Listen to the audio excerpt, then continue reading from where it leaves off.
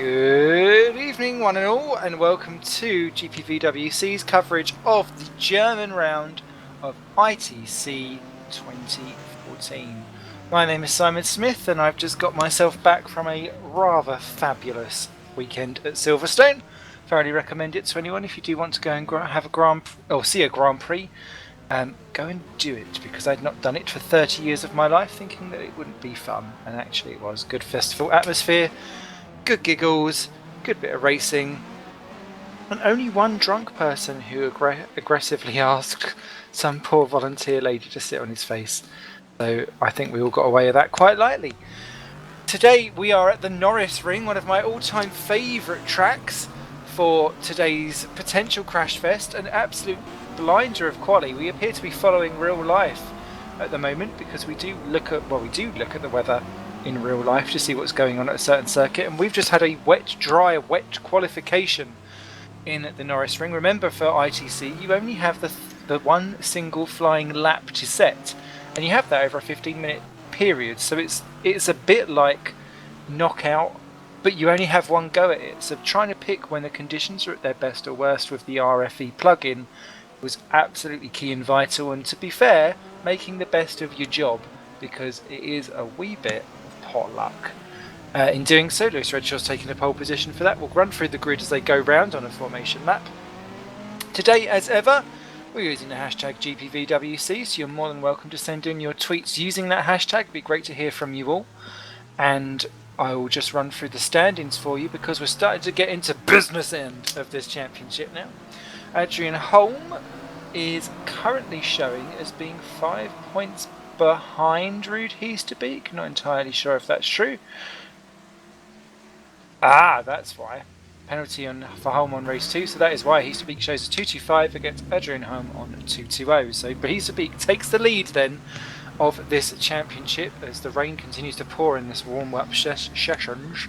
So we'll see how that continues to affect people. Not had much rain here this season, so it's going to be critical to make sure that you've got that one going fine. Augustin Canapino is on 211 points in third place, despite 2 DNFs in the last round. Ahead of Toby Davis 4, Eric Strani 5, Sven de Vries 6, Thomas Jesper Tolberg 7, Martin Palms 8, Lewis Redshaw's 9, and Robert Wiesenmüller is in 10th position on 98 points. In the constructors, Vod Bull took over the lead from THR with 436 to 408, although those two teams still very much at the helm of this championship and battling away like mooses. Aurora edged ahead of Mazurek, owing to Mazurek only running one car last time out. That was a change for third and fourth, with Araya Stream Motorsports just 10 points behind in 5th position. And then there's a great battle between Torrent Motorsports and Enterprise GP, just 1 point separating those between 6th and 7th. DSG a couple behind that, with YTF1 following in 9th, then a ginormous gap back to Bastvik, who is in 10th, just ahead of the Sick Practice Racing. 17 teams have scored, and 37 drivers have scored so far this season. Although Juha Tuunanen may actually have been taken away from that, so we'll be down to 36 again. Absolutely fun fest action expected to happen. As usual, the 3 races, with the third having a reverse grid. God knows how this will go here, because the weather is going to be absolutely all over the shot. Also, welcome to the new team in ITC. Mad Cape Racing Team have joined with Xavier de Carvalho. Sorry. I wanted to say caravan, but as I was reading that. Joining in. Now he appears to be in here twice, so I'm assuming that is a ghost car. And we'll see how they go. Jimmy Hughes is the second driver for that team. So good luck Jimmy, and good luck Xavier. Or Javier, depending on what part of Spun you come from. So it's 20 laps. These barriers are awful close, and last time we raced here, oh dear, there was more parts on Raikkonen's Ferrari by the end of the race compared to what some of the guards were like. However, There aren't too many sausage curbs to fling your car over at God knows how many miles per hour. The Redshaw leads us away on pole position for CSG. Toby Davies is second for THR. Tom Parker third in the play seat in this damp start to the parade lap. Fourth is Chris Hack for Zurich. 5 Augustin Canapino for Vodball. 6 Jesper Tallberg for Aurora. 7 Cameron Brewster for CSG with his new team there. James Kirk 8 for Walters, his second race for that team. Ruud Heesterbeek down in 9 for Vodball. Triple 20's Bart de Vos is in 10th, hoping for a much better run than what he did in Silverstone. Not Silverstone, the previous round. Sven de Vries is in 11th. 12th Adrian Holm, which is a bit far down for him. As I say, mixed grid because of the weather. Jimmy Hughes on his debut 13. Tom Jacobs 14. Ben Hackerson 15. Fran Lopez back behind the wheel again for Triple 2016. Florian Engel, good result for him, 17. Matthew Williams 18 for TSA. Then Scott Sovic 19 for Bastvik, long time since he's been in the top 20. YTF1 in Eric Strane down in 20th after starring so well at Rockingham. 21st for Matt Richards for Araya. 22nd Tobias Olsen back again for Enterprise. Lewis McGlade 23 for Araya Stream. 24 Martin Palm again down the field. 25 Simon Meluish Nijo and Thomas Olsen's in the wall on the parade lap, and don't reverse in front of everyone, you idiot. 26th Javier de Carvello. Samus Starlow is 27. Rob Mason 28. Thomas Hines is 29. Olsen has got back going again, thankfully, although missing his front bumper. Mike Bell is 30th. Ben Horrell is 31st for Scuderia Basilia. 32nd is Optimum's Jonathan Asselklin. Gary Lemon down 33rd from Zurich. Then Dave Simmons, Chris Williamson, Tyrone Frith, Thomas Vandervoort for Cosmo, who is still yet to score, I believe. David Yunt rounds off the back of the grid. And that is your lot. And it is absolutely teeming down now as here come the lights. Round 1 here at the Norris Ring for ITC's German round. We're racing here at Norris Ring, gingerly getting off the line, some better than others. There's an Aurora off to a great start. That's Tallberg there up into 4th, maybe 2nd by the time we get round to turn 1. Redshaw's away well though.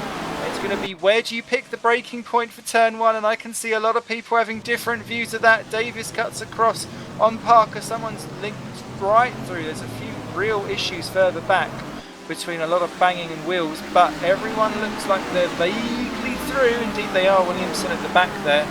Everyone was on wets apart from Thomas Olsen and David Simmons on slicks, and those are the two that are struggling. But it's Bradshaw out front from Tallberg, Davis, Canapino, Parker, Brewster, Hack, Kirk, Easterby, DeVos, your top 10. Then De Vries is 11 with a massive gaggle behind, and they're going 3-4 wide further back. I don't think this can end in anything more than tears. It will be tears before bedtime for some of them as Jacobs gets pushed well wide, but they've managed to make it round 3 wide. Melowish in the wall a little bit in the 3 wide further back. As who's that collecting someone further back? It was one of the Cosmos, Hins there and Olsen battling together. But the rain's getting heavier as they're feeding their way down and through. Redshaw then out in front ahead of Tallberg and Davis. Canapino's got round Parker. Parker's lost it under braking. Bashes into Canapino and gets the move done, but I think that was completely by accident. Brewster gets past Hack. Someone's round. Is that Jimmy Hughes? Yes, it is. Oh, it's Bart de Vos facing the wrong way. Oh, no. What a disaster for him as he drops down the order in the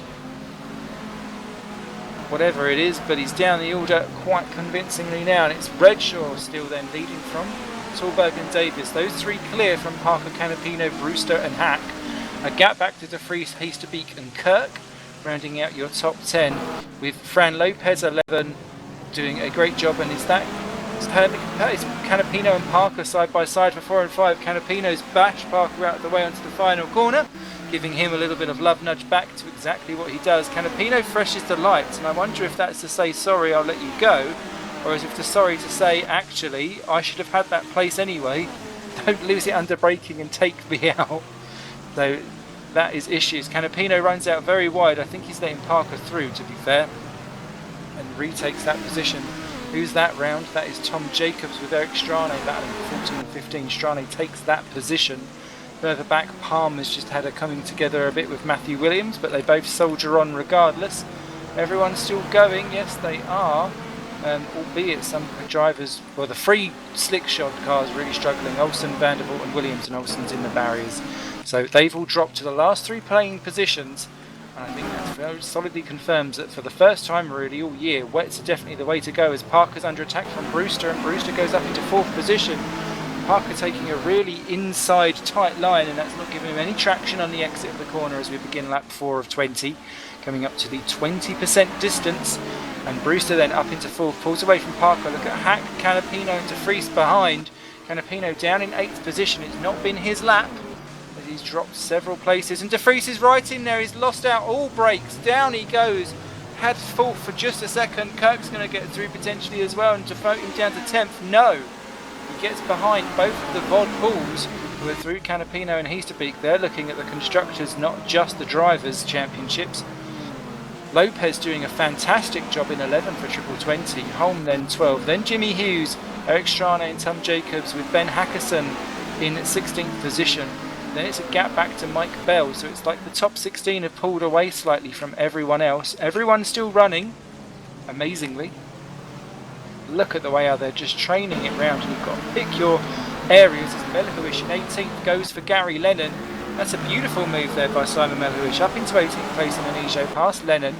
Who's that changing position? That's Adrian it's James Kirk losing out there, potentially to Fran Lopez. Indeed he has. Lopez then up into 10th position. Kirk's going to have a go to try and get back through under braking for the hairpin at turn 1. They meet in the middle. That's a bit of a awkward bashing.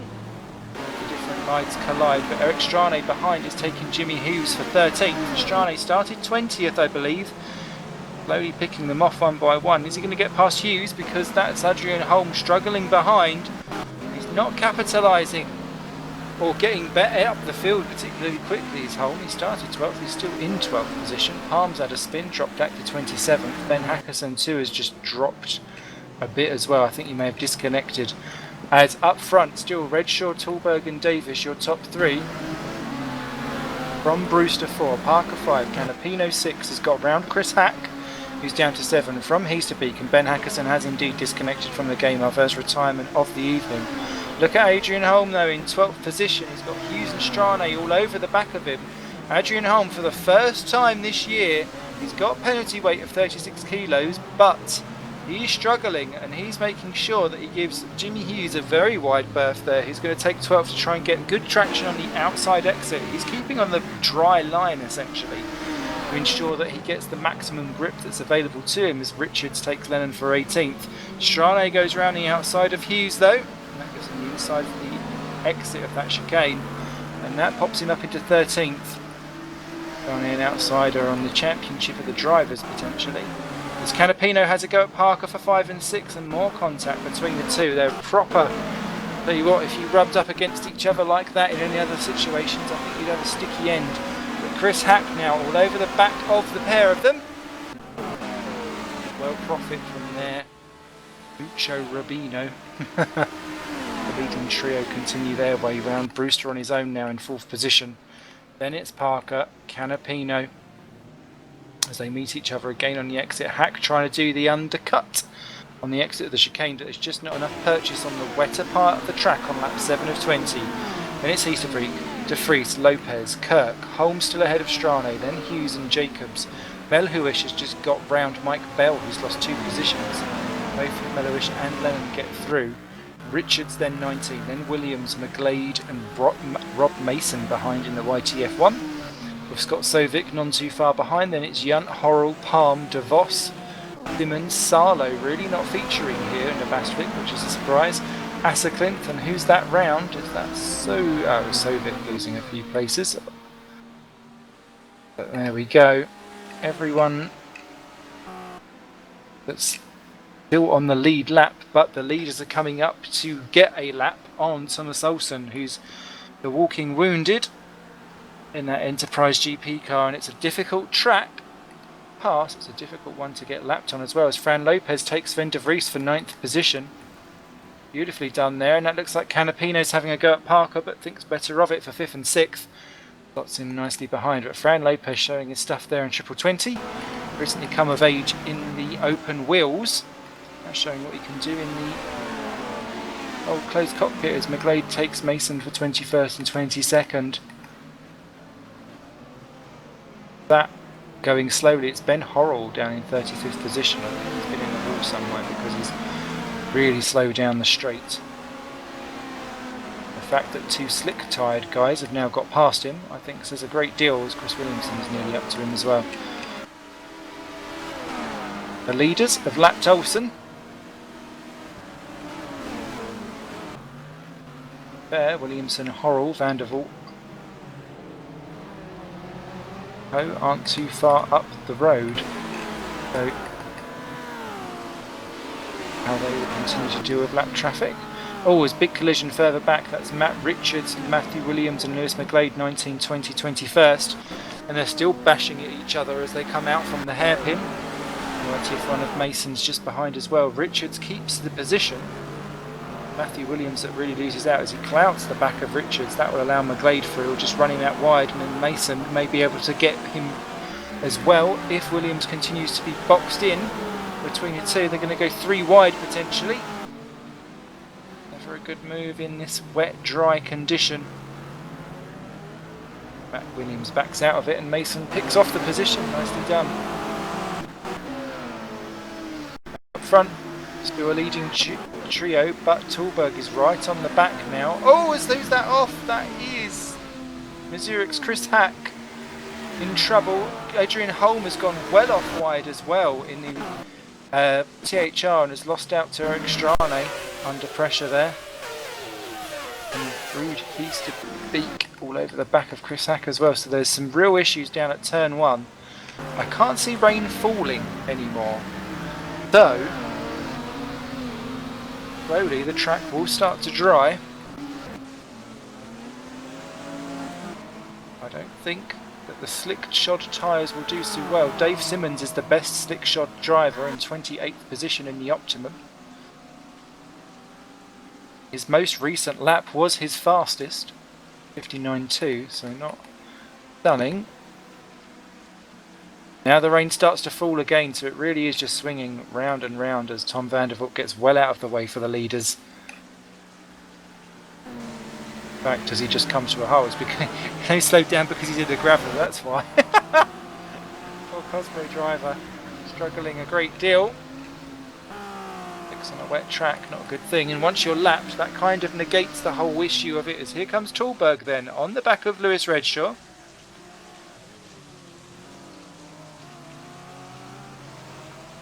Either have penalty weight. Oh, there's changes going on for 5th position. Parker still 5th, but Canapino and Hack got back to positions again as Fran Lopez takes Heasterbeek. Does he for 8th? I think he does. Oh, he's got the inside line as they go across the line down the back straight. That's going to be a interesting move there. Redshaw, Tallberg, Davies, your top 3. Brewster 4, then Parker 5, Canapino 6, Hack 7. Is Lopez going to grab 8th from Heasterbeek? Heasterbeek nudges ahead. He's got better slipstream. Oh my goodness me! Massive crash. Canapino and Parker into freeze hits Lopez. Lopez amazingly actually because of that bounces out of it and gets up in 6th place. Chris Hack, the big winner, goes up to 5th. Lopez down to 6th. Then it's Sven de Vries to 7, and then it's 3 wide behind as Parker, Kirk, Heasterbeek, Strane, Canapino. The teammates going to come together with a YTF1 sandwich. Not entirely sure. Adrian Holm, who was having a very miserable race so far, now can see points of a better variety up the order, and Jimmy Hughes may get mad caper points on debut here as they all go. Oh no, Jimmy Hughes in the wall. He got tucked around there by Heasterbeek, who's in 14th position. He wants more. He's got the most amount of penalty weight in this race, 45 kilograms, and well, it's not helping him at all. Try and make the best of what was a sticky situation, and now Hughes has got better straight line speed as they come through. Tom van der Voort gets well out of the way as he goes 2 laps down in the Cosmo. A terrible time for him. Coming out of the pits to switch onto wet tyres. As we've just lost Bart de Vos, he has crashed out entirely. Thomas Olsen has also pulled to the side of the road and gone out too as the battle for the lead kicks off. Here's Tallberg having a go at Redshaw. Out from the final corner down into turn 1, and he's got the legs on him, and he's through. Redshaw down to 2nd. Is he going to try and do a tighter exit? Yes he is. He's got down the power earlier, but has Tallberg got him covered? Yes he has, and look at the rain pouring down. It is now becoming definitely all about the wet tyres. The dry line has disappeared entirely. And here comes Redshaw. He quite fancies another go down into the hairpin. Oh, he's got the inside line. Tallberg gives him the room. Beautifully ran by the two as they lap Horror as well. And they're dropping Toby Davis. They're 1.7 behind now as Redshaw and Tallberg battle away, duelling for the win. Great moves by the pair of them. Davis then third. Brewster on his own in 4. Then it's Chris Hack. Lopez. There's a crash behind, and that was Jimmy Hughes running out into the barrier, but he still keeps his position. But Redshaw then fends off Tallberg for now. But those two very evenly matched. As further back, James Kirk's just clouted an outer wall in 9th position. That's going to allow Eric Strane to go through, but he's going to have to brake. Oh, he's braking potentially there. No, he's not on the curbs, but oh, and that's Parker off in front in the play seat, losing it all on his own. And oh dear, through goes Strane, Kirk, Canapino, Hughes and Holm, and Heasterbeek, and Parker down to 14th position, 3 wide as they go round the kink into the final corner. Holmes, Hughes and Heasterbeek. Jimmy, welcome to GPVWC, mate. You couldn't get better action than this as they go nearly 4 wide. Was that Redshaw there tapping a barrier slightly? No, it wasn't. He just about kept it out. The 3 go into the corner. Hughes gets smacked. Kirk gets the rough end of that one. That was unfortunate. And through goes Holm and Parker and Hughes. Kirk now down to 13th position as they go 3 wide again. And there you go. Oh, Kirk smacks Holm. Heasterbeek's going to get through on that one as well. Kirk down to 14th position as Heasterbeek negates through. Tom Jacobs still kicking around in 15th. They've got 3 seconds over the Mellowish and Bell battle, so these are the points paying positions as they go 3 wide in front, 3 wide behind. What on earth is going to happen at the end of this? And Hughes has lost it. Too deep on the braking, just got his rear end out, and that has really dropped him down to 13th position as Kirk pins him up against the wall and says, "I don't think so, mate." And up he goes. 12th position. Strane and Canapino having a mini duel up ahead. Up front though, Redshaw just half a second clear of Tallberg. Davis forward.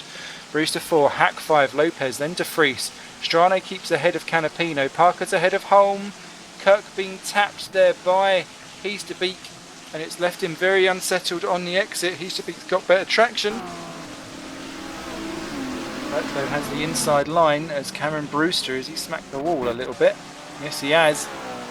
Where's he gone? I can't see him. He disconnected. I think. Oh, he's span out. There he is. He's come back into play for me. He completely lagged out. And there he is, just plodding round. Oh, Cameron Brewster down to 15th position from what was the lofty heights of 4th. That will not be happy for him at all. Spinning out on the final corner. Appearing from my view, Tallberg tapping the back of Redshaw on the exit of the first hairpin. Sorry. That won't help him at all. And as they go ploughing into the hairpin, the battle for what is now 9th position continues to rage down at the hairpin. Parker ahead of Holm. Heasterbeek and Kirk more pushing. Tell you what, more contact than anything. Where's Fran Lopez gone? Oh no, he's just missed a timing beam. He'll be back with us again. As Kirk versus Heasterbeek again. Kirk's got it this time by. That's someone pulling off. Going a lap down. It's Scott Sovic and he pulls out and just retires himself from the race in the Basvik. Bill Redshaw then, that's nearly a second clear of Tallberg. That's the biggest gap they've had so far. There's Davis, Hack on his own 4, Lopez on his own 5. De Vries has been caught by Strane and Canapino. That's a battle for 6, 7 and 8. Ready to be resolved with 3 to go, 2 to go now as they cross the line. Then we've got the Parker Holm battle, 9 and 10. But that's okay for the time being. Kirk ahead of Heasterbeek, Jimmy Hughes in 13, Tom Jacobs 14 ahead of Brewster in 15, but they've now got Melhuish and Bell, and that's Bell going for it, 16th position. Nicely done on Simon Melhuish, that's one of the cleaner overtakes I think Mike Bell has done so far, as Heasterbeek tries to go around the outside of James Kirk for 11th and does so. Ooh, is he going to clout a wall? Nope. Give each other enough room. Just about. Eric Strane has a go at Canapino for 6th. as Cameron Brewster spun it. That car is not looking great. Now has given that final point to Mike Bell, which will want that one back, unfortunately. Gary Lennon has an issue in 17th, but as we come round to start lap 19 of 20, have a look at what's going on. Eric Strane having a go. Sven de Vries again.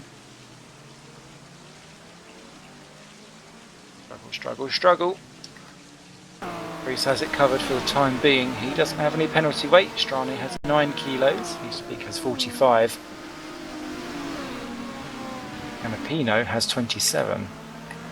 Melowish and Bell, 15th and 16th, side by side. Bell keeps that one for now. Huish will have to wait for the final lap, I think, for Perez to go.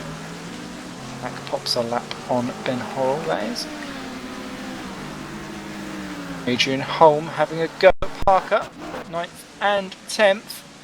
Parker gives him the room. Holm goes right up the inside though. He says, I'll have that, thank you very much. 9th position, and that is another championship point that pushes him away from Easterbeek, who's behind him, remember.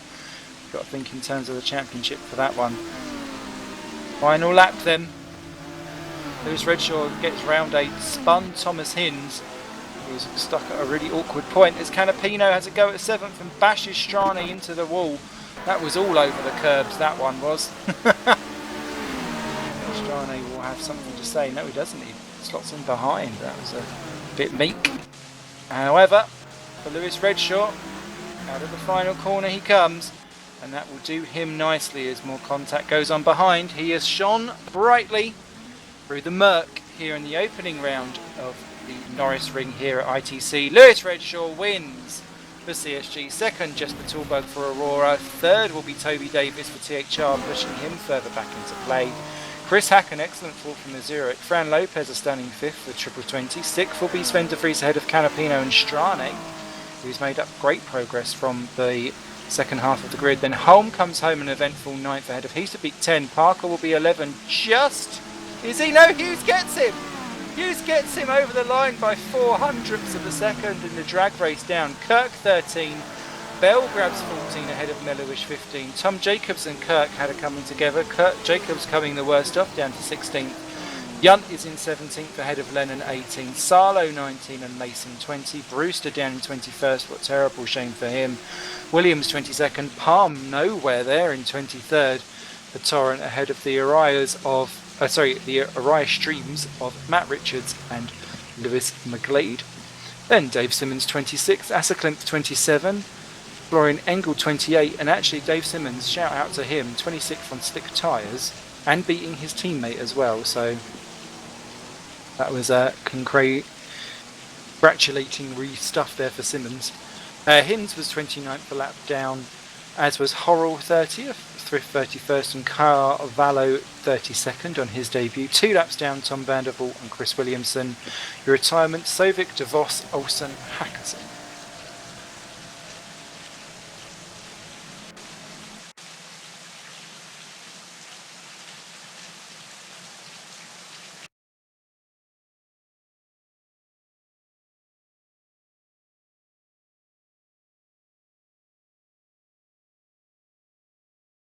Wow, all of the barriers, all of the crashing, all of the rain.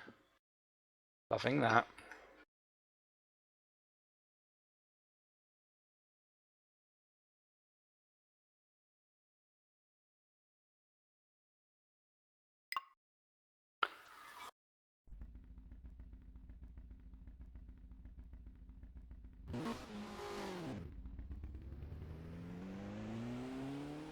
So, race 2. We'll see everyone kicking off in the way that they finished in race 1. So there's some definite movers and shakers that went on during that.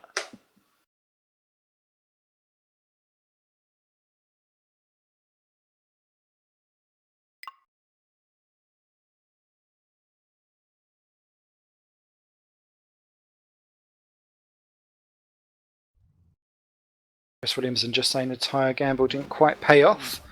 It could go. The problem is with the wet and the dries, it can always go either way, and especially with something where it's a short sprint race. You're committing, aren't you? Because you can't flip backwards and forth and be on the right tyre at the right time. And often, when it says that it's going to rain, you can get away with being on the dry tyres up until a point. That one was definitely a soggy biscuit. Going for round 2 very shortly. Time of the day, still 1 PM.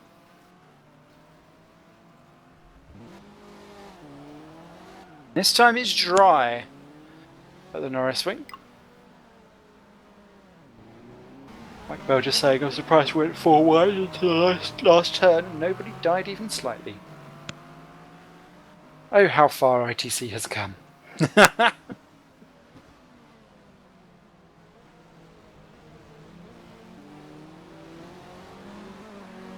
That is true. Mr. Cameraman Extraordinaire, Dave Carr-Smith, is with us this evening, and he just whispered into my ear, there's 2 races left, so there's still plenty of time. Indeed there is.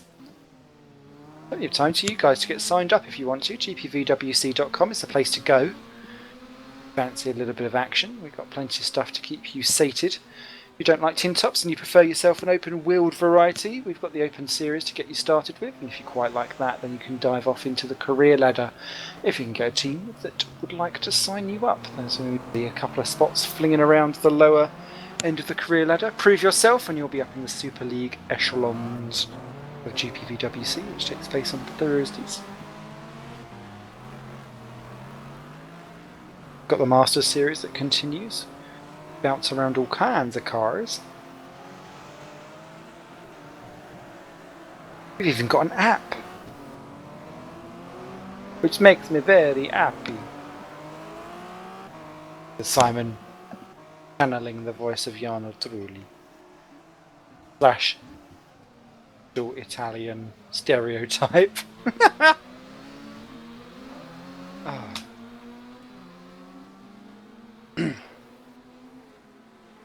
One thing that did surprise me when I was at Silverstone was the amount of northerners that were there. Everywhere I went, everyone was speaking in a northern accent. And everyone had their own little nicknames for the F1 drivers as well, which made me quite funny. All the northerners called Daniel Ricciardo Danny Rick. Aye aye, it's Danny Rick going round. Bettel. There's T's in that name, I promise you. Bettel! Oh! It's like you're gulping down 2 swigs of water. What else was there that was really... Button!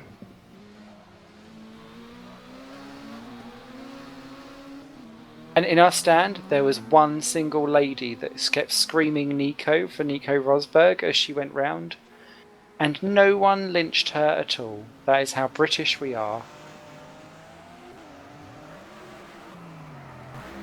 And I was delighted that actually Max Chilton got big cheers from our stand. Like, everyone was channeling the inner back marker. Maybe it's because of my presence. But, yeah. I'd say that actually for some...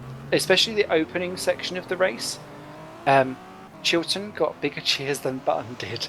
And then as he was all, because he was all on his own, so everyone was like, "Oh, give him loves." And then we was all pleased when he got round Kobayashi. But I still don't get why he was considered to be a lap down from everyone, because I'm sure he wasn't. That must have been a weird timing glitch, because technically he did actually outrace Kobayashi. There we go. Me confused. Opinions on the Raikkonen incident, actually. I believe that he should have really probably slowed down a little bit on his re-entry.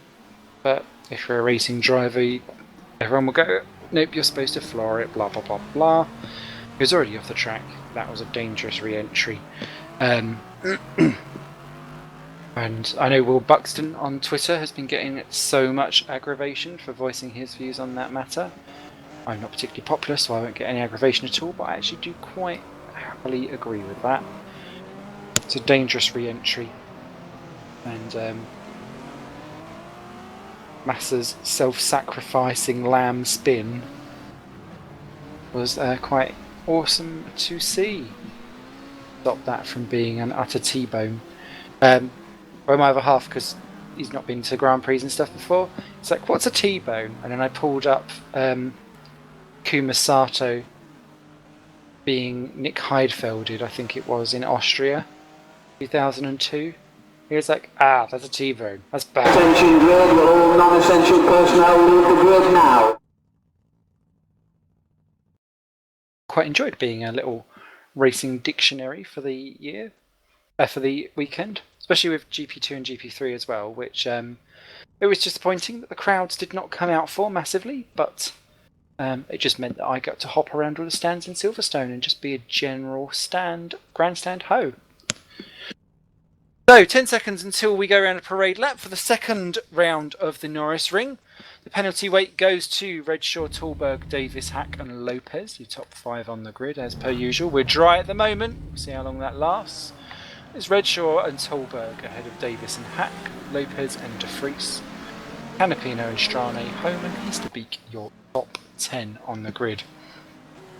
Jimmy Hughes getting Mad Cape Racing off to a poor start, and that's because Holmes stuck on the grid. What's happened to Adrian Holmes? Is he? You can't stall these cars. And what is Thomas Hinds doing? The car's stationary. Really? Ah! This is having absolute dire consequences in the championship for Holmes. He's going to have to escape out. Surely.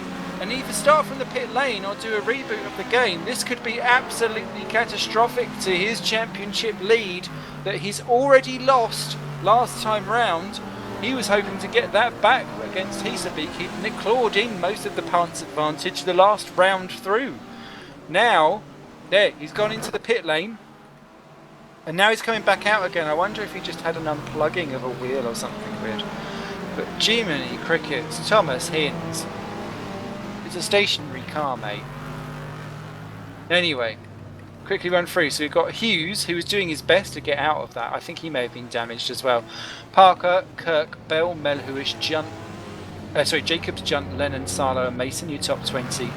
Then it's Brewster, Williams, Palm, Richards, McGlade, Simmons, Asserclinth, Hinds that looks damaged, Horrell and Thrift.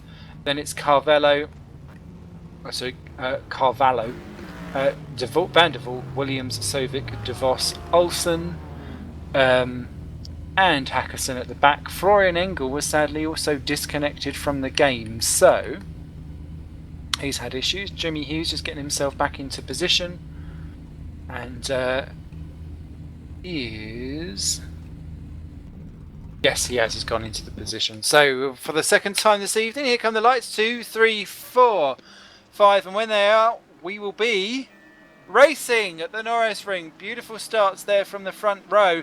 Davis bogs down, however, behind as Tallberg takes it too, and it looks like Fraun Lopez has gone up to third position. Tallberg's got the head of Redshaw under braking, but Redshaw's later on the brakes trying to go through the inside. Can he get it just about? Oh, it's very, very close. Lopez is being driven around the outside by De Vries, is going to take third away from him. Further back there's a bit of nargy-bargy, but everyone is through. Chris Williamson already down to last position again. As they come steaming through, Lopez is being pushed outright by Davis, and he's going to get back on the exit of the chicane. Little love nudge, but everyone gets away with it, and that's a much feistier start from everyone. But amazingly, it looks like everyone's alright. Sovic there in a half spin. Oh, it's Dave Simmons that spun round for Optimum down in 36. Holm is now out from the pits and joining onto the back as Chris Hack loses several positions, as does Eric Strane, as they all sort themselves out from the hairpin. In fact, they're side by side switching positions. That's why it was confusing me for 6th and 7th place. Side by side they go, but it's Redshaw that leads from Tallberg and De Vries. De Vries is the highest one without penalty weight. This could very well be the Enterprise GP's go at things, and immediately is at work from Tallberg, who sees De Vries coming and frankly just goes out wide because it looked like he's going to smash into him.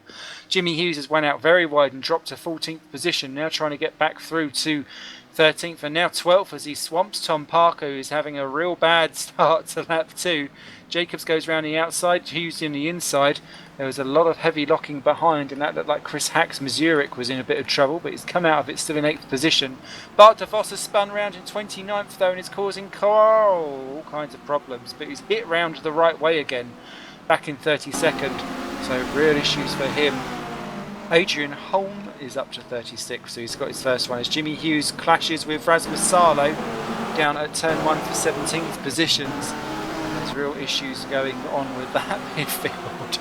I tell you what, they've had one race of trying to be polite to each other. Now it is all the gloves are off, all the clothes are off, and quite frankly it's some filthy dirty sumo wrestling as that's 5 wide!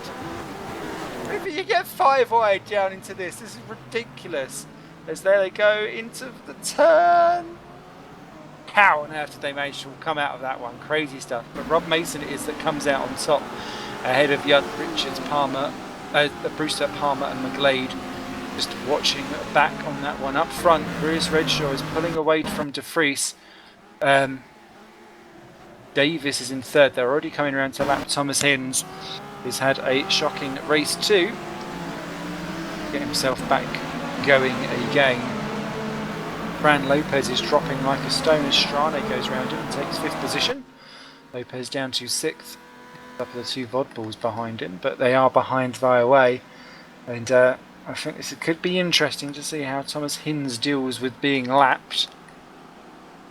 All right last time by, but a little bit of a brain fade as Lopez is round, and that's Canapino. He's smacked. Oh dear, Thomas Hinds is in the middle of that as well. I don't know if he caused any of it. It looked like he was well out of the way, to be fair. As Jimmy Hughes is also round and down to 21st place. Yeah, Hinds now gets well out of the way as through goes the mid pack.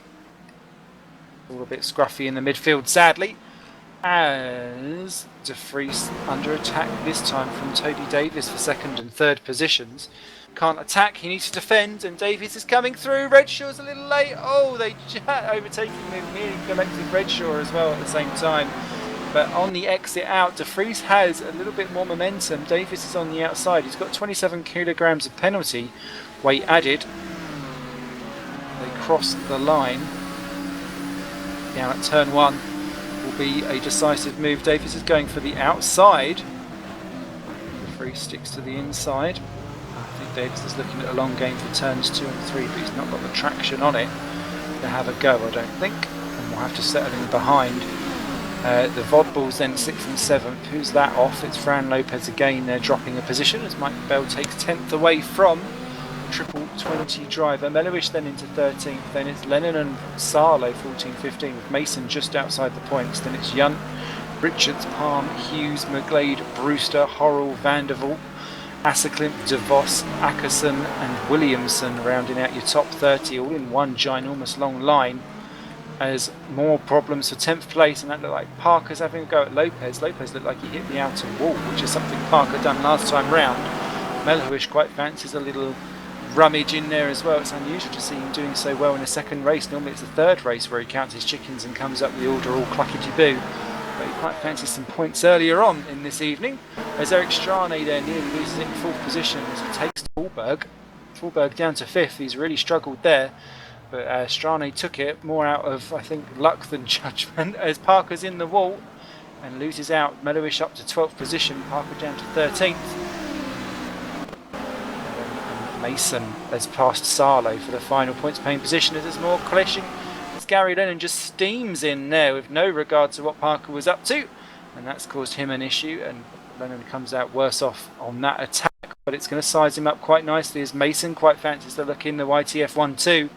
As they're going to go 3 wide. Melowish looks a bit ragged under braking just ahead, and it looks as if actually that could be Rasmus Sarlo saying thank you very much. But sorry, not Rasmus Sarlo, Mason saying thank you very much behind as he takes Parker and Sarlo and has a lot of it as Davis is losing out. Or is he going to gain 2nd position? No. De Vries keeps it. Davis there rubbing all the way round as Tallberg loses out to Canapino behind the 5th and 6th position. Sadly, Tallberg dropping down, and that's someone off the track. That is Gary Lennon, and that's him out of the points. Quite convincingly, actually, to be fair. Well off down at turn 1. As Davis, is he through this time on De Vries? He keeps the position. Ben desperately trying to make something of it, but now he's got Eric Strane on the back of him. He's now can't just solely focus on attack. He's now got to think of defending. Look how quickly there. Canapino's there. Tallberg's joined onto the back. He's the bigs there too. Chris Hack's not too far behind. as the gaggle for second and third position now becomes a massive gaggle for everything else. Xavier de Carvalho has already retired. He's our first non-finish of the race. Counting Florian Engel that disconnected as here comes Strane onto the back of De Vries. Quite often they say as soon as you come onto the back of a driver you need to basically strike while the iron's hot, and that's what Canapino quite fancied doing there. Up all of the curbs. Canapino, I think, considering curbs to be an extension of the racing track. I suppose technically it is. But, he attacks those. Lots of light flashing going on in the battle for 10th position as Simon Melhuish takes Mike Bell. Lopez is down to 12th. Rob Mason's diving through on Lopez, gives him a love nudge. Lopez gives him one in return, and Salo's going to profit from that and have the pair, I think, and they go 3 wide down that back straight. Back up front, it looks like the Vodballs are in trouble as he's to beat Kazago and takes Chris Hack. But tried to have a go at Tallberg for 6th, loses out and actually is now down to 7th position. Tallberg retakes that for the time being. Is De Vries under attack from Strane? I'm going to say yes, very much so, as they cross the start finish line for lap 9 of 20. De Vries goes to the inside, Strane to the outside. De Vries very late on the brakes. Those tyres can't take that kind of punishment for so long, surely. Canapino gets a little bit wide, where Larry on the exit corner, tapping the back of Strane's rear. Up front in the 12th there, Rob Mason does take Salo. And is that Strane in issues with De Vries? Oh no, De Vries gets back 3rd position from Strane. Strane had a lunge into the chicane, but he kept it for there. As we've just lost Lewis McGlade and Matt Richards have both just crashed out on lap 7. So both Herreras are out as Strane and De Vries gain side by side. He's got to be so careful because Canapino is right there to punish him should any of it go wrong. Cracking action up the front, cracking action further behind for 17th, but Strane again on De Vries. Canapino is there too, and they're all bump drafting, I think, nearly. As they go 3 wide, Canapino steaming down the outside. Strane could end up boxed in here. Oh look, he's going to thread himself through, push De Vries out, and great teamwork by De Vries and Canapino. Canapino and Strane to take De Vries and just budge the two up together as Davis is now on the back of Redshaw in the battle for 1st and 2nd places. Holm's just taken Olsen. Holm down in 28th position. He will not be scoring here. He's looking at reverse pole, I think will be his big thing. As Davis tries to go for his first move on Redshaw. Doesn't quite work. Further behind, Strane having to defend from Canapino and does so. Further back still, Mason defends from Lopez and Salo and does so too. Although the battle for 17th looks like it's just taken a turn for the worst. But here comes Davis. He's going for Redshaw, and that looks like a decisive move for the lead. He's gone for the inside. Redshaw gives him plenty of room, hoping for a much tighter exit. Indeed he does. They meet in the middle, smack into each other.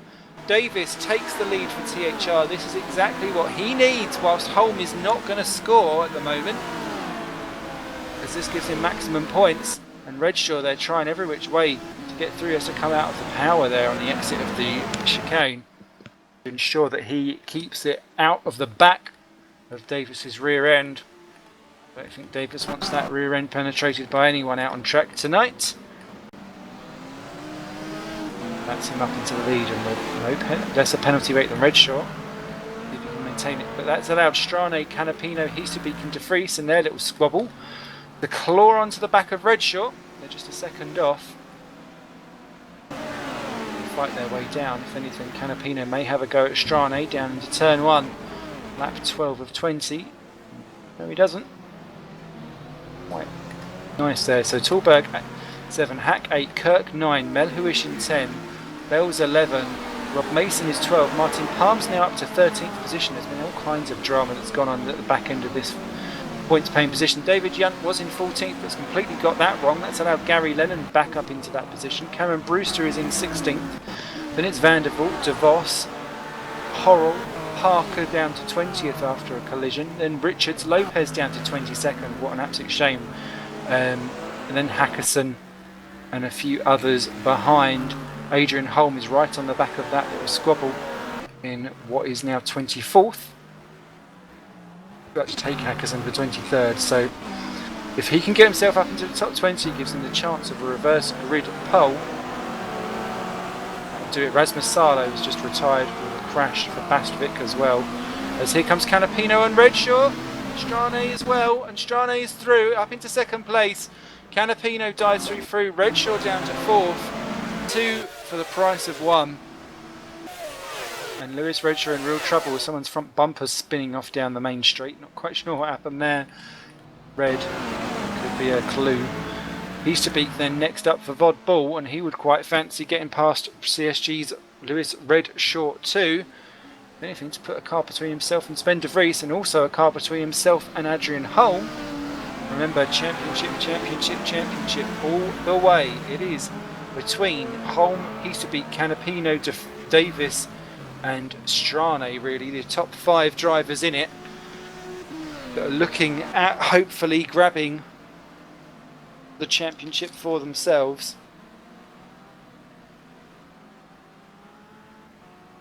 Easterbeek is just helping as Canapino has a go for Strane. Does he get it? Yes, he does. Round the outside. Beautifully done there. Strane trying to get back through again as he has a little Luke into the chicane, and Canapino slots in behind. There's okay. I'll give you this one, but I'll have Mayfair. I think you can have Old Kent Road, mate. There you go, steaming through. Redshaw's got a Easterbeek problem, and he's being very rude on his rear end, and he's come out from his rear end and we'll have a go. That is 4th position for Easterbeek. De Vries having a good look too. Redshaw defends that one, but he's got to be defending and attacking all at the same time.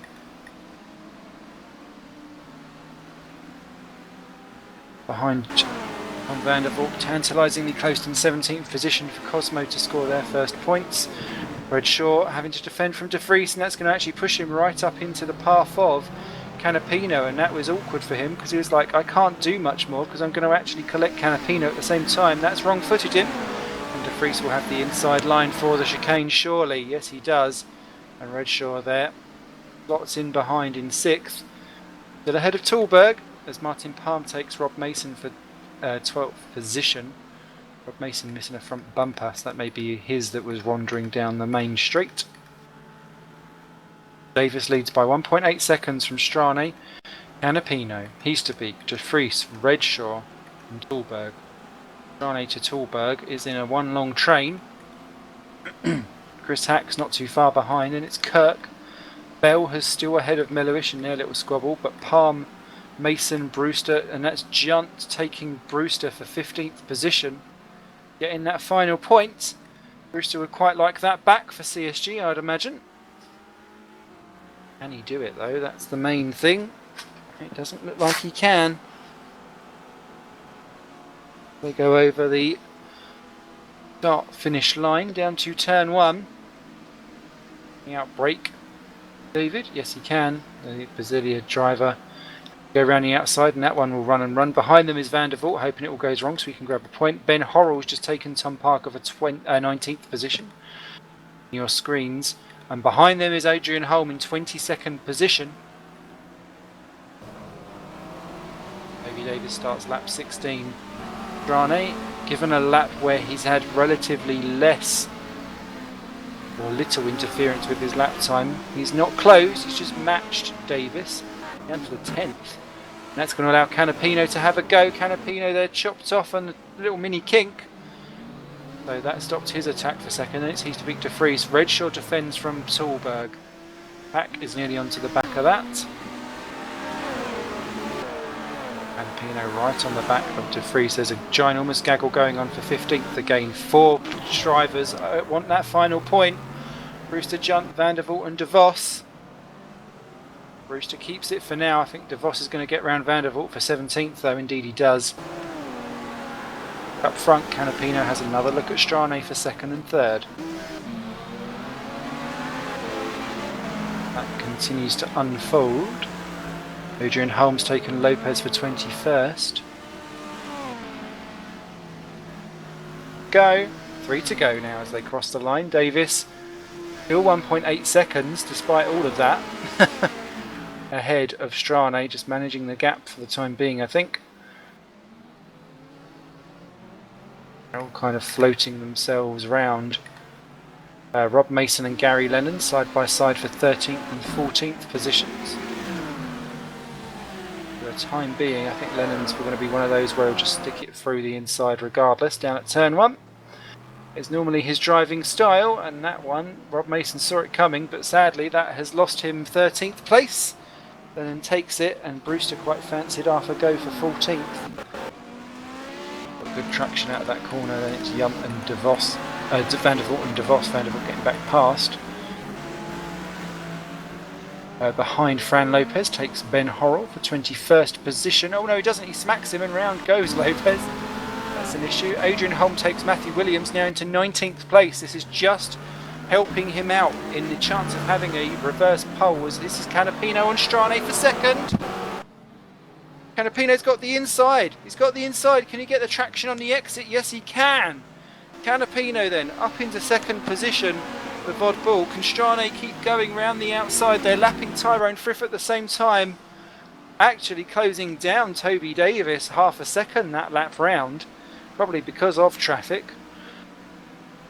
And they continue again side by side. They've been side by side for about 20 seconds now. Strane wants that second place. As does Canapino. Neither have penalty weight. This is purely about driver skill on lap 19 of 20, and they're going to kick off onto the final lap now. And Toby got the gap back up to 1.5. For now, as Canapino pulls out, what can he do against Eric Strane? There are very few opportunities left, and that looked like a gain. Canapino goes for the outside, but Strane just covers it off on that little wee kink and just forces him up against the wall, and he has to back out slightly.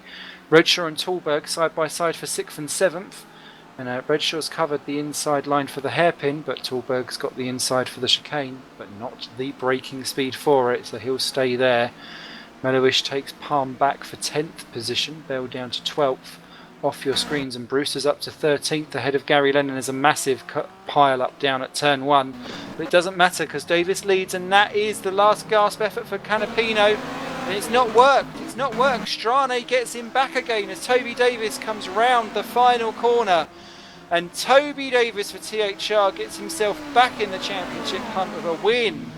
For THR, this is exactly the evening that he needed, because Strane is second, Canapino is in third, Heasterbeek is in fourth, who continues to lead the championship with that.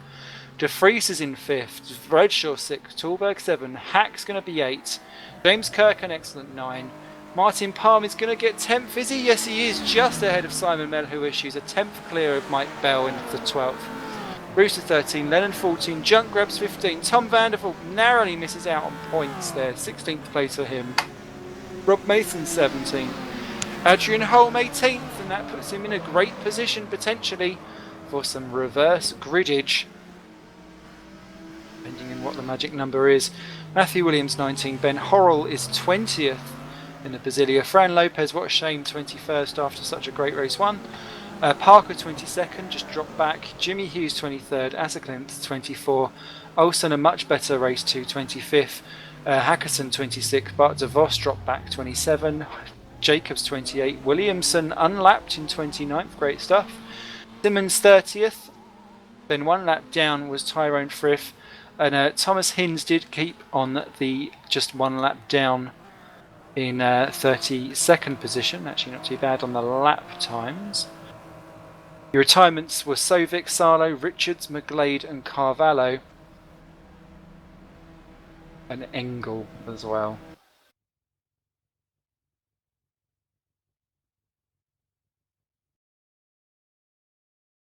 This has been fascinating for the actual championship itself, because this is just leaving all kinds of shenanigans for the leading quartet, I suppose, or quintet if you include Strane. They've kind of closed themselves a little bit back up again. Strane, I think, will have lost out a smidgy bit overall, but Davis is pulling himself back in the hunt. He was 40 points behind at the beginning of this. A third and a first, especially with Holm not scoring in one of those races. He outscored Heasterbeek in both of those. He just needs to keep chipping it away for it to matter. Don't keep your eyes off Augustin Canapino as well. They have had those 2 DNFs in Great Britain around the Rockingham circuit. Quite frankly, he's a handy peddler.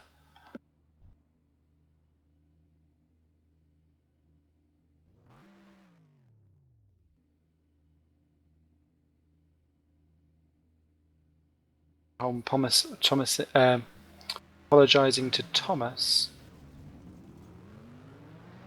for being stuck.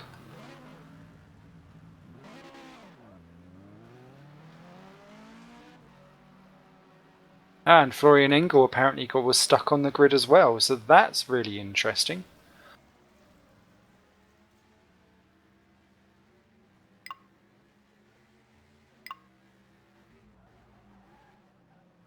People having the same issue.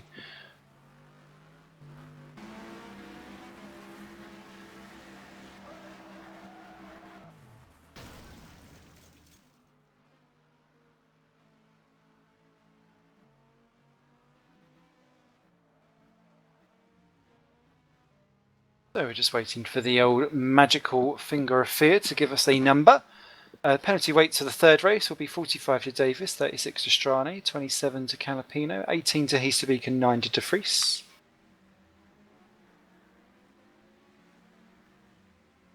I had my first go at the next car game, which I got on the Steam Summer Sale, and I was mightily impressed with the damage physics on all of that.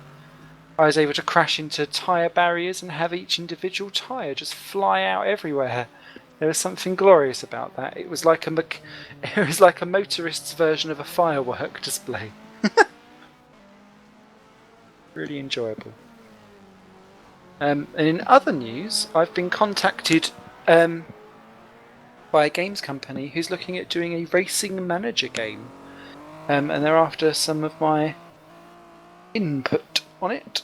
If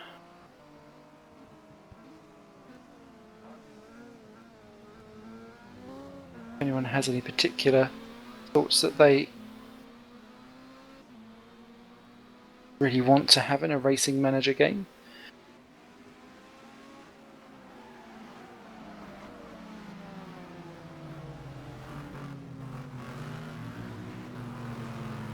please get in touch. But it looks like the finger of fear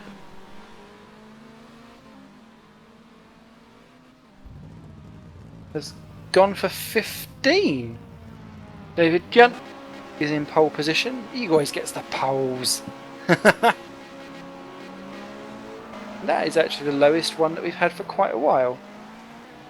So much so that I'd actually decided that the rule was 16 to 20.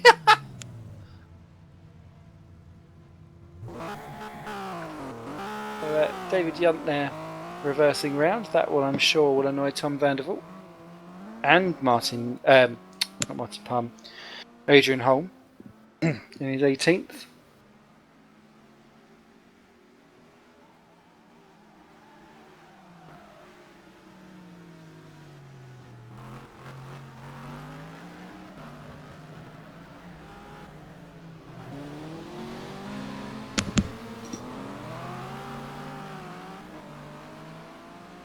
Interesting to see where the weather goes this time round. It stayed nice and dry.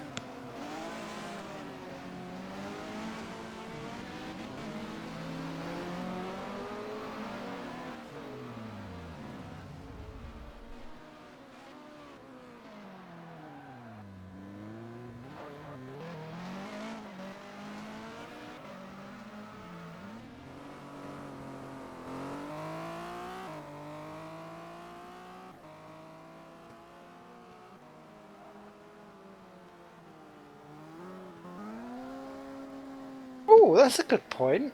It's our last ITC outing. We're going on a summer break. Yay! What will you do for your... In fact, I'd like to know, hashtag GPVWC, what on earth will you do for a few Mondays? Apart from probably just have a life. On the old calendar, we will be back at the Czech round at Most on the 18th of August.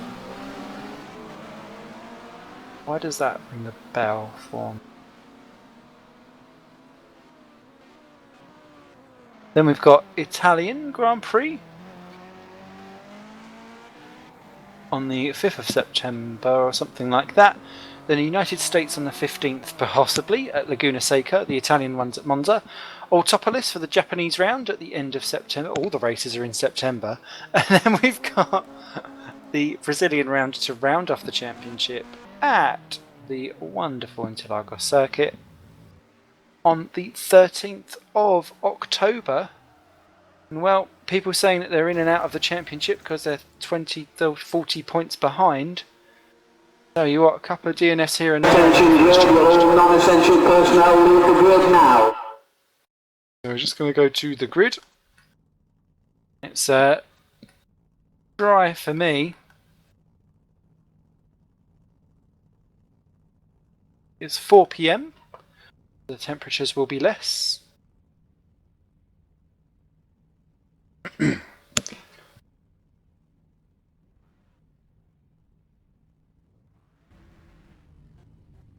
That's nice. I was just sitting there thinking, oh good, I got my Mondays back. Yay!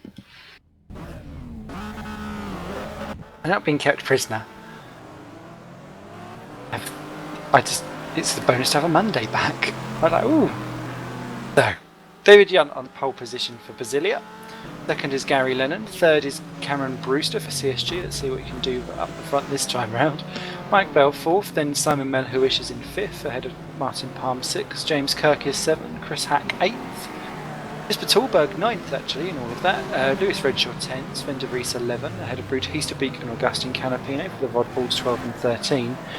Jarnes 14 for YTF1 with Toby Davis 15. Then Tom Vandervoort 16 for Cosmo, but still yoink a point or two with that. Rob Mason 17, ahead of Adrian Holm 18, Matthew Williams 19, Ben Horrell is rounding out your top 20 in the other Brasilia. 21st for Fran Lopez, ahead of Tom Parker 22, Jimmy Hughes 23, ahead of Asklen for 24, then Tobias Olsen is in 25th, ahead of Ben Hackerson for Placey in 26. The Voss is 27th, ahead of Thomas Jacobs. Then Chris Williamson for Nijo 29. Dave Simmons is in 30th for Optimum. Tyrone Frith for TTF, yet to score still this season. 31st ahead of Thomas Hinds for Cosmo, 32nd. Then the two Bastviks that both crashed out, they're Scott Sobick and Rasmus Salo. Both Arias crashed out too, with Richards and McGlade 35 and 36th. Javier de Carvalho, I think, was a disconnection in 37th position. Florian Engel back on the grid for the final round in what will be 38th place. And at the Walters Automotive, a nice full grid. The third time of asking this evening. It's going to be 20 laps. Interesting to see who on earth comes out of this one, because it's going to be Basharoo.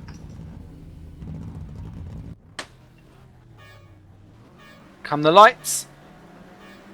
We will be racing when the lights go off, and that means we are a go!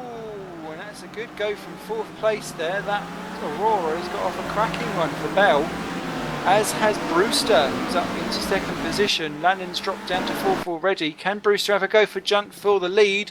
Indeed he does. Lennon's a bit late in there and goes steaming through, as does the Torrent of Martin Palm that's into third place, and everyone is just about through actually. A couple of minor taps towards the back as Chris Williamson again ends up right at the very last position. Always Mellowish and De Vries have a right clout in the middle of the chicane. They get away with it thankfully. It's more of a side slapper as quite a few drivers clank the outer wall coming out from the hairpin, but they're all going and they're all still pointing the right direction, which is great to see. But it's Yunt that leads then from Brewster. Lennon gets back ahead of Palm, then it's Tolberg, Bell, Redshaw, Kirk, Melhuish, De Vries, Heasterbeek, Hack, Davis and Tom Vandervoort, with Rob Mason the final points paying position. Holm is in 17th position, having to defend from Parker. It's really not been Adrian's weekend at all. As they come down to the hairpin at the end, or start of lap 2. Are they behaving themselves? Redshaw gives Bell plenty of room. Kirk is tapped. Oh dear me, and that's Holman Parker in issues. Oh dear, it's an absolute mess down here. Tom Parker escapes and is out of the race. Where is Adrian Holm? Oh no. Well, that's put a pipe in THR's Adrian Holm. Down to last position. This could be an evening where he doesn't score barely any points at all. There's another oh my god, Bart de Vos upside down, 30-something position. Rolls the right way round again. That was an absolutely almighty impact. And let me just see where that happened, because that, Thomas Olsen had spun round and then everyone ploughed into the back of him. Oh dearie me, it's not been a great evening for him or Olsen or several of the others that were involved in that, Hackerson being one. But Yunt is leading up front. Third place looking juicy as Lennon tries to go round the outside of Palm to keep it. Palm has already taken it from Lennon, says nope, I'll have that, thank you very much. A little bit of love nudge on the exit. Not the cleanest of racing moves. Efficient for now, so he's up to third. Lennon 4, Tulberg 5, Redshaw 6. Bell retakes Melhuish for 7th and 8th. Melhuish is round, he's got a tank slapper, but it gets collected by Sven de Vries and then it's pointed the right way again, courtesy of a love nudge. That is pushing several down. Let's look at Chris Hack trying to get through in the Mazurek. He dives up into what is now 8th position. De Vries is there too. Brewster's got round having a go at Junt for the lead, but it doesn't matter because there's all kinds of crashing going on there. Kirk guts into 11th then. Melhuish down from 8th to 12th. All drama llamas up to the lead then. Junt and Brewster. Brewster pulls out. Neither of these have had a win so far. Both would dearly love one. Brewster had great pace in race 1 before it all went horribly wrong with the barriers. Further back, that was Tulberg taking Palm for 4th position. Redshaw's trying to get through as well, but I think Palm's got the inside for the chicane. Brewster's trying the outside run for the chicane on the Junt. If Brewster wants to win this, he needs to get past David quite quickly because faster guys are approaching. And they've got his Gary Lennon holding them back. Chris Hack has been taken by Toby Davis for 9th and 10th positions as they sort themselves out. So Bart de Vos has retired from that race as well. Matthew Williams is down to dead last, following I think that collision as well. So issues for him as Augustin Canapino takes Melhuish for 15th position. Back up front, Yunt then leads from Brewster, who's not close enough to have a go. Lennon is under attack from Tulberg though, and he's through before the braking zone finishes there. Great move by Tulberg. Lennon just trying to punt his way back through again, doing the old Scottish way of just getting your elbows out and going marching in regardless. De Vries then up to 8th position. They've got Toby Davis all over the back of him as Tobias Olsen crashes out from the race and leaves for Enterprise GP. The third retirement of the race, lap 5 of 20 we are on. 3 wide in the battle for 7th position. Holm, Tyrone, Frith and Simmons. Shout out to those guys. We don't often give Simmons and Frith airtime, but that was great to see them battling with one of the championship leaders. Back up front though, it is all kicking off in the battle for 11th. That was Heasterbeek took Vandervoort and Kirk at the same time as Strane holds off Canapino.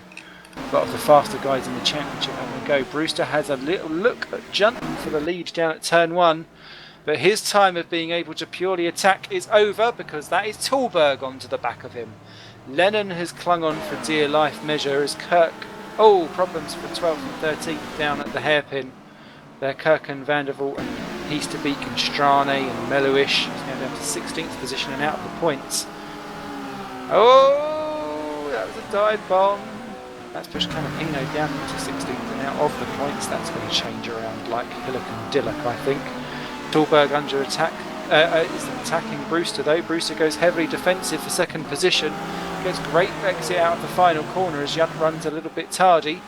Now what do you do, Bowser? Now what do you do? Do you defend? Do you attack? Do you try a little bit of both and do an Angie-Pangie dance?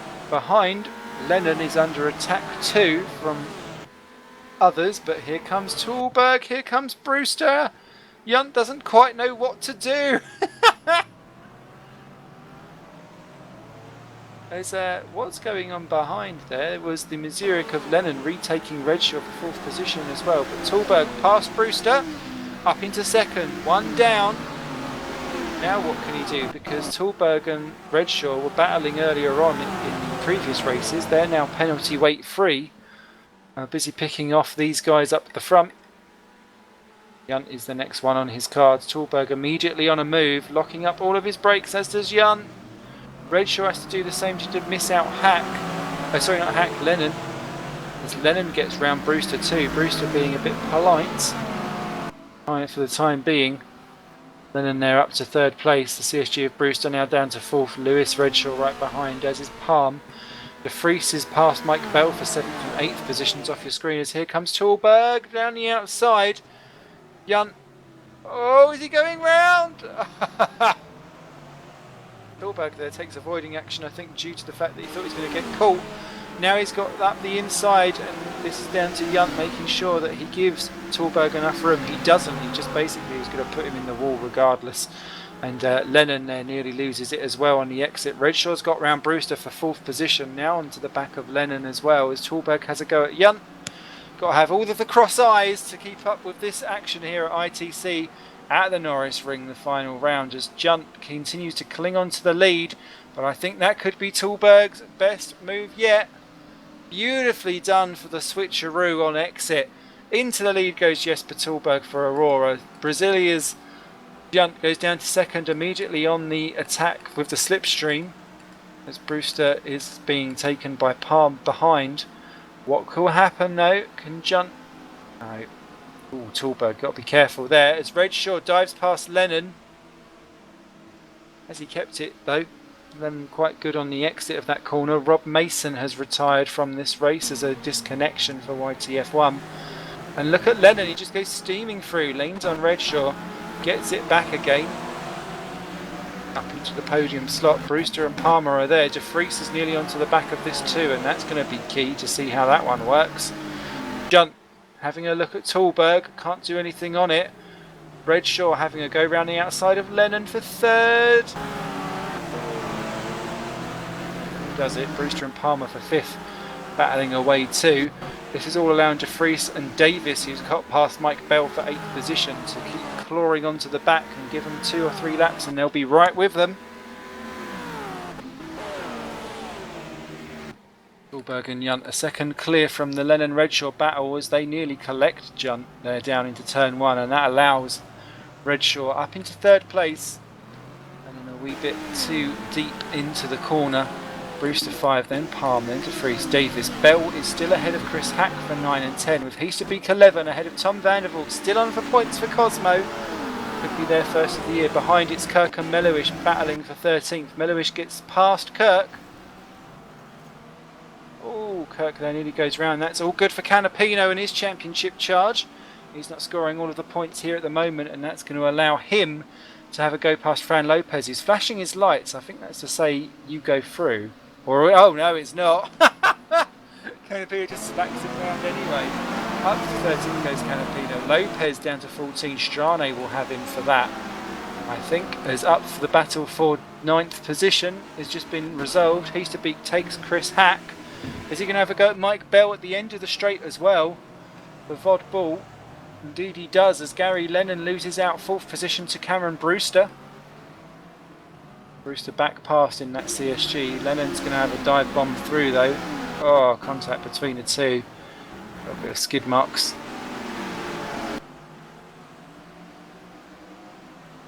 Martin Palm could well be the one poised to do something with that. Redshaw and Junt though for 2nd. Beaming through. Junt sees it coming. Gives him the room, and behind that's a Mazurek facing the wrong way. It's Gary Lennon, and his own teammate nearly collects him. And that was contact with others. No, don't reverse! Oh, Gary Lennon. Being a Gary Lemon. What was that? There was cars coming. You had track to spin turn in front of you, do not reverse. It can happen. I know you can press the wrong button. But yeah, minor brain fade there. We've all done it. As what that does do then is put the Davis and De Vries battle for 6th and 7th now up to 6th and 7th. It was for 7th and 8th before. De Vries keeps it for the time being from Davis. So Davis did have his nose through a little bit earlier in the lap. And that now allows Lewis Redshaw 1.9 behind Jesper Tallberg on lap 12 completed. 13, well, be lap 12 completed by the time we finish this and the last hairpin.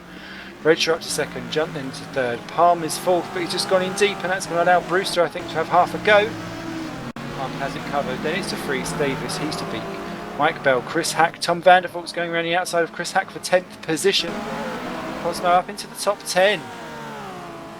Plenty of time for them to lose that though. Had Canapino to 12th then, Fran Lopez to 13, Strane to 14, Salo to 15. Is Brewster and Palm side by side, 4 and 5 down into turn 1. Brewster keeps it round the outside. Palm gives him the room. Well done, Cameron. That recovers that position. Chris Hack recovers 10th from Vandervoort. And Eric Strane gets it all wrong, having a go at Lopez, and that's allowed Rasmus Salo through up into 14th for Bastvik. Kirk's in 16th, Jimmy Hughes 17, McGlade's 18, Horrell 19, Richards 20, Hackerson 21st, Mellowish down to 22nd after so much promise, Lennon's back in 23rd, ahead of Jacobs, Adrian Holm 25th position. It's going to be a no score for him, I think. Then it's Carvalho, Engel, Asseklimpf, Sovic, Hinz, Frith, Williamson, Williams is your last runner. Everyone quite clear from the front of the field actually, so I don't think we'll be seeing people getting lapped for a good few laps yet, if at all, in this race actually, to be honest, as Jesper Tallberg now 1.7 clear of Redshaw. Lap 14 of 20 started. Brewster defends from Palm for 4 and 5. That's Toby Davis coming from a long way back. I don't know if that was actually a mistake or not. It looked like he was just completely out of control coming into that corner. Heasterbeek then in 8th. Bell ahead of Hack, ahead of Vandervoort. Then it's Canapino, Lopez, Salo's got Strane all over the back of him for 14th and 15th. Couple of points. Salo's not done as well as what he has done in previous rounds here at the Norris Ring. I think Strane's going to demote him down one quite quickly, as that's a change going on. Palm's past Brewster for 4th position. Come across the start-finish line. I think Brewster will have something to say about that. Don't put in the Bowser for Nout. Able to do anything down at turn 1. We'll soon find out. He's got to watch out for Sven de Vries as well, because he quite fancies going for the pair. Palm saw that one coming. Brewster's taking his normal line. He will keep 4th position despite ramming it up against the outer barrier. But yeah, Junt keeps clear in 3rd position. De Vries takes Palm. Davis right on the back of that as well. Bell and Hack having an almighty scrap too. And further back it is all still kicking off behind Dave Simmons in 26th position, about to be taken by Xavier de Carvalho. He does so, takes 26th away from him. Dave Simmons quite fancies a go back through there. Mad Cape versus Optimum. Neither have well, Mad Cape, their first race. Javier there in at the deep end. Great scrap between those two. Engel just behind as well. Having a good scrap up front. Batter for 9th. About to kick off as well. Hack and Bell side by side. De Vries has a go at Brewster though for 4th position, and he's got him. Brewster left the door well and truly open there. I could have stuck an elephant up the inside. I could have even got my own filthy fat moves up there. Crammed them in like jellies in a jelly pot. I don't know where I was going with that. It was going to be something much more filthier than I realised we was on air. And not in a Skype call. Mike Bell then, up to 9th position. Keeps ahead of Chris Hack further back. Canapino in 12th. Lopez is still holding Strane behind, although he has got round Salo with that move. Adrian Holm has just taken Tom Jacobs for 24th position. Jacobs has just got him back though. So Holm gets him on the exit of the chicane. Good going from them two side by side again. The Uriah streams are 18th and 19th actually, despite starting at the very back of the field. So they've made great progress. Tallberg though down to 1.5 seconds advantage from Redshaw. Then it's Junt. De Vries holds off Brewster from Davis. Palm keeps ahead of Heasterbeek, but he's behind Toby Davis.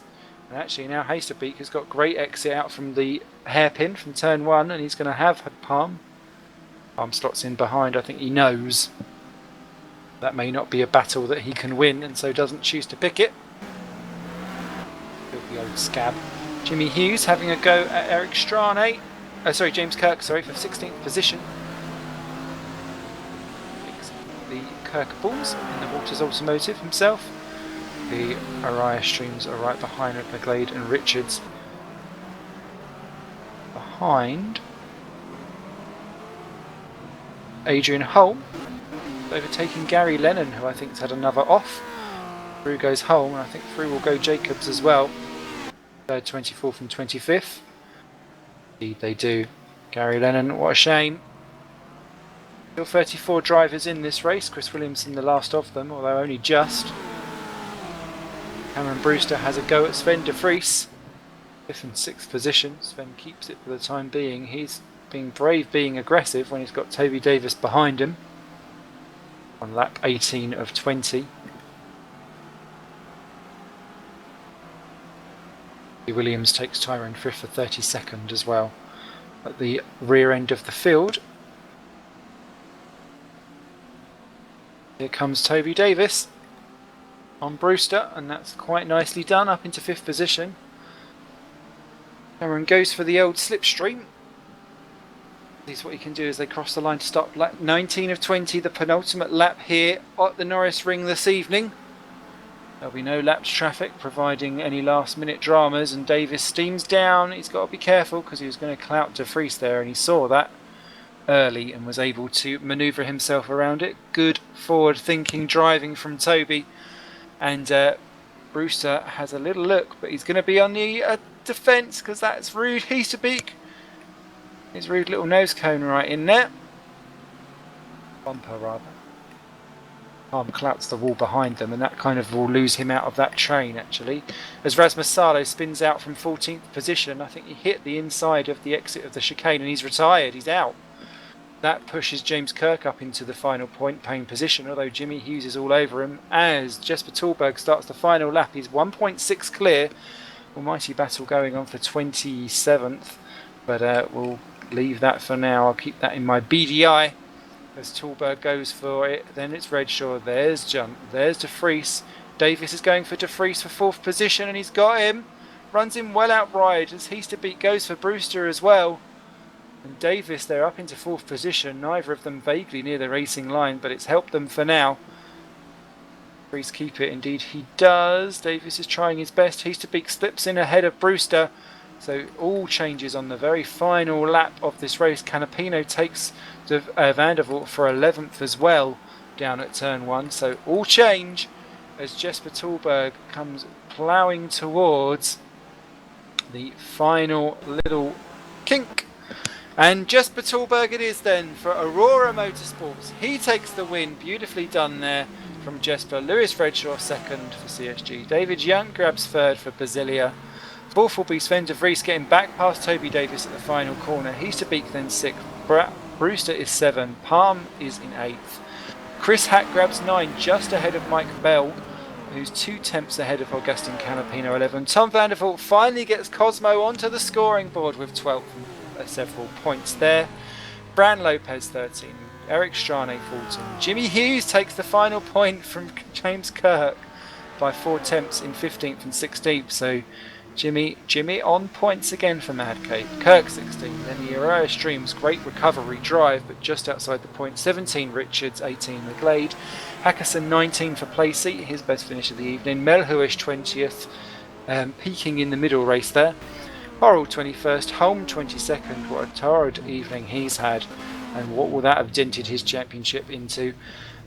Thomas Jacobs 23rd, Lennon 24th, Carvalho 25th, the Optimums of Simmons and Asserclimp for 26th and 27th, Engel 28th, Sovic 29, Thomas Hinds 30th for Cosmo, 31st with Matthew Williams in the TSA, Tyrone Frith 32nd, just 1.5 seconds ahead of Chris Williamson 33rd. Your retirements were Sarlo, Mason, Olsen, DeVos and Parker.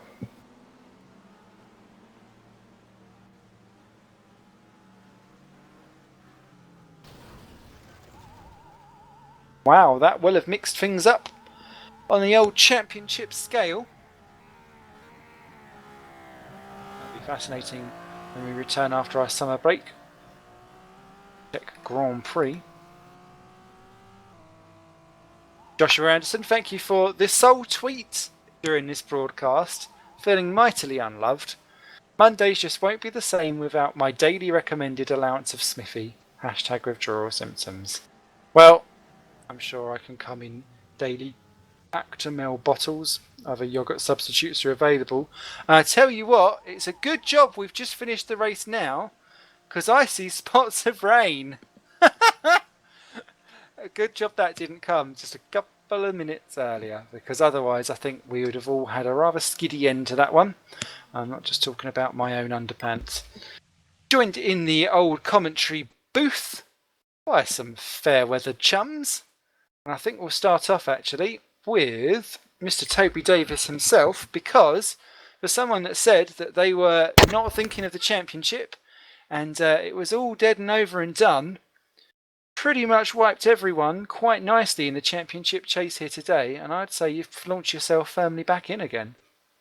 Yeah, actually wasn't the intention, believe it or not, but there you go. I was hoping to help out Adrian out this time round, but it is what it is, and yeah, good round so far. Good round this round, and to take a win with the third highest kilos on board as well, it's good. Completely messed up the wet setup, but whatever, it is what it is. But yes, you saying that actually, whilst everyone, a lot of your championship rivals were struggling and having at least one race where things didn't go well, or in the case for your teammate, 2 races where it didn't go well and a third that was really not there or thereabouts either, you kind of maximised your potential, and then going into the summer break, it must be nice to end off with a positive, yep, done that, check, because a lot of people say you're only as good as your last race, and for you, that's kind of quite good. Well, it seems to be I'm only as good as the penalties I get so far this season, but obviously this round's been a little bit cleaner, I think. Had a good battle with Sven in the final race as well. He did me, to be honest. Did me under braking for T1. So it is what it is again. I'm going to use that phrase again, but yeah, it's good battle with Sven, and we'll see where we end up after, as you say, after the summer break. It's going to be close at the top, isn't it? I'd like to see actually how close it is. Wow, that will be a tantalising feature available on GPVWC.com. But no, thank you very much, and No drama. Enjoy your summer break. On to Mr. Lewis Redshaw. Bonjour. Bonjour. No, it's Germany, isn't it? Yeah, guten Tag. Yeah, I can't do German, I'm afraid. Sorry. I mean, I was driving along and I asked Chris what that thing on the left was, and he said it was where Hitler used to do his speeches. So, yeah, I'm not very knowledgeable. I thought it was a podium. I suppose it's the same thing. Yeah. Either way, a speech is worth 1,000 words. No, that's a picture. But I bet your face was a picture being on the podium for CSG. God, that would be quite nice. Talk us through it, because you had interesting go. Actually, first of all, talk about the pole position, because that's the first time that we've had a wet, dry, wet. I'll have all of the seasons in together quali. How did you pick your time for that? I waited till I finished my dinner. Quite literally, it was dry when I was still eating. I was about 3/4 of the way through, and I finally finished it. It was back up to 14% wet, and I was saying to Dave, "I've gone too late." And I was still about, I think I was about 2 temps down in the middle sector on, I think it was Toby at the time. I'm not sure, he was on pole. And went across the line and it was pole, and then no one beat it. So that was kind of cool. It's going to turn into a lucky, pre-race ritual that you now have to eat your dinner in qualifying to see whether you're going to get time. Okay. I think it'll work. I can see no flaws in that logic at all. So that looks like it was interesting. Then talk to us about the race where you was obviously on the podium. Yeah, so race 1, obviously, very good start.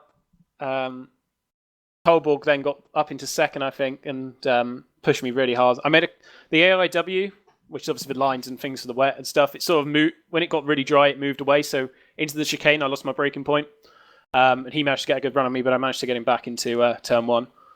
So that was good, and he put me under pressure all the race, but managed to win that one, which was nice.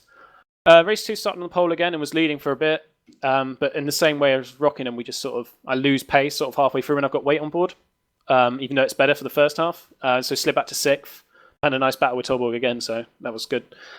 And then race 3, nice-ish start, and just tried to pick people off one by one, because it's really hard to battle 3 people. You're always defending and attacking at the same time. So I just waited for that. to get that moment right, and just picked off people. But I was trying to get Tolborg at the end. I thought I might be able to but even though I got fastest lap and stuff, he was just a bit too good today. So congratulations to him as well, and Toby obviously for race 2. Or was it Holm? I can't remember now. Who won the second? Toby. Holm barely scored any points all day, actually. And just whilst Jesper's not here, extra question for yourself. You two are actually very, very close in the championship battle over what is currently going to be 7th position, because you leapfrogged Palm in the standings on points today. What would you say is the main qualities of Jesper Tolborg as a driver, considering you've now spent quite a lot of this evening up against him and alongside him? He's very consistent. He made a couple of little braking mistakes in race 3, but I think he just takes a different line into there. Extremely consistent, and the best thing is he's clean. He wouldn't. I mean, I had a couple of people in race 3 and even race 2. They just sort of squeeze you out, and silly little things like that. And I don't like that. But he was really clean, and we had a good battle in race 2, and obviously at the end of race 1 as well. So yeah, no, I think he'll go far, that one. Aww, but I sound all parental now, don't I? You do a little bit, although that would probably leave a timeline issue going on with Planet Earth. But thank you very much. Thank you. And go and enjoy pudding. Oh. Right, Pudding. so pudding. Next one up, I think we'll go for Mr. Eric Strane himself, who is coming into this evening 5th place on the standings. I think you still leave in 5th place in the standings, but a little bit of a bumpy ride for yourself with a awkward qualifying session, but great recovery. Yeah, wrong tires. It's 20th place. What do you do? I thought slicks were going to do, but they didn't. Which is like kind of a bit of a first, actually, because normally you can get away with slicks quite a long way into the wet weather. So quite a lot of people seem to get caught out by that one. Yeah, I think I was the highest qualifying car slick, so in 20th, which kind of says a lot. So no, I shouldn't listen to Mike Bell anymore. I just learned that. But you made up for it with some great racing action, especially with race 1. You really plummeted up the field. You was back up into 8th, and battling around with what is now becoming a championship quintet, of which you are part of that now, going forward into the second half of the season. What do you realistically think of your championship chances? Do you think you really have some? Do you think you could be the dark horse that sneaks through? Well, I have some. I mean, mathematically. Realistically, I'm not quite sure. Just depends on there's a lot of races to go. What, 15 races or something? Mm-hmm. Well, yeah, 15. So anything can happen in 15 races, as we saw today. A lot can happen in 2 races. And if the standards continue being like they are, we're gonna have, for instance, a very fun Laguna Seca. That's gonna be interesting for sure. So hopefully that clears itself up, like everyone said before. But probably expecting most to be Crash Carnage as well. And just out of the remaining races, we've got Most, Monza, Laguna Seca, Autopolis, and Monza. Interlagos. Oh, that'll be fun. Those chicanes. Imagine how many cars are going to be piled up in there. That'll be fun. What will you do to avoid such pile-ups? Well, cause them apparently. That it seems like you're spinning out of the way. I don't know. We'll see what people do. You heard it first here. Strane's plan is to cause carnage and then waltz away from it afterwards. No sarcasm at all. No. Going la la la. So no, thank you very much, Eric. Go and enjoy your summer break as well. Yep, thanks. And finally, last but not least, waltzing onto the podium for the first time this year. And I'm just looking to see exactly where you are in the standings. I think it may be because you're down 26th. So your best so far was a 7th position. Now to have a 3rd to your name, David, that must be quite nice. Yeah, far down below, I would call it. But it's not where I usually am. I admit, 26th was a bit far off the top 10. But you are becoming quite quietly the master of the reverse grid. So, what would you say? Do you think a reverse grid requires different tactics to the other races that you do, or do you play it differently? I think maybe I'm just lazy or just coward, not racing against them at the front and just settling for something like between, I don't know, 10, 15. But to be honest, I can't do that in ITC. It's hard enough to get this car out to the front. I mean, qualifying, I was there all the time. I had my dinner before that, and then I saw rain. Oh, my car getting wet. I'm not gonna go out. And then I was told, well, we have to go out, sponsorship time and that. And then I made some drift show that didn't work, and well, yeah, not even that. And then coming from P40 to P17 over the wall race with wet tires because I didn't make any guesses, so I just took them and raced on, and well, it worked. And I think the car might be a bit more competitive if it's raining because people make mistakes and all that. But then starting 17th, it was a very, very hard battle. So many guys, even the front wheel driven guys are, I think, better or performing well with their cars.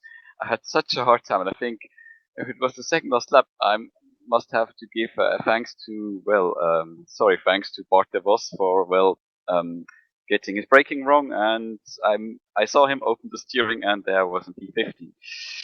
So I was the lucky one to get pole for the third race. And as there was no rain, I knew, or at least when I saw there was no rain, I knew, oh, this is gonna be a defending battle. And I was quite astonished. I stood in P1 for about 7-8 laps before Chestel finally got me. So it was then looking to the next guy, and it was Lewis. Also not much of a chance. But then I saw that Sven and Cameron and Toby and everyone was battling, and I finally saw my chance if I kept up my pace, even with having really much trouble with the car, the tires wearing, and then the car is a bit unpredictable, slow braking down. It locks brakes. I was sideways 2-3 times. I could have spun out, and I managed to bring it home in third. And I think, especially for Norris Ring and with the new livery we have, is going to be a very happy sponsor, I would say. So Great. I think this is like crossing off something, having a pole and having made this car onto the podium. Not even sure if it's the first BMW on the podium, but I'm okay with that. Really That will okay do. with that. That will do. Lovely. No, thank you very much, David, No and problem. good luck, good luck, good luck. I think I've decided that actually after the summer break, which is going to be amazeballs, because we're going to go up to some funky things, of which you'll check out over at gpvwc.com. I'm sure you'll see some remnants of some of those collisions and meetups that we'll be having. We'll be back at the Czech round at the Autodrom Most for a fantastic run of the event. We'll be back on the 18th of August, and I think if Dave Carr Smith, Cameraman Extraordinaire, is still about for that, what we'll do is we're going to do a opening special where we may try to broadcast qualifying just so that I can eat dinner with all of the drivers on air at the same time, because I feel this needs to happen. Everyone, that's the second driver tonight that's talked about dinner. So I feel an online quali dinner is going to happen with the hashtag takeawayqualibing, I think. Something like that. So you guys will take care. Thank you so much, Dave Smith, for being cameras and race director. And thanks to Sim Race TV for all of their joyousness as well. We'll be back then. Until then, my name's Simon Smith. You guys take care and bye for now.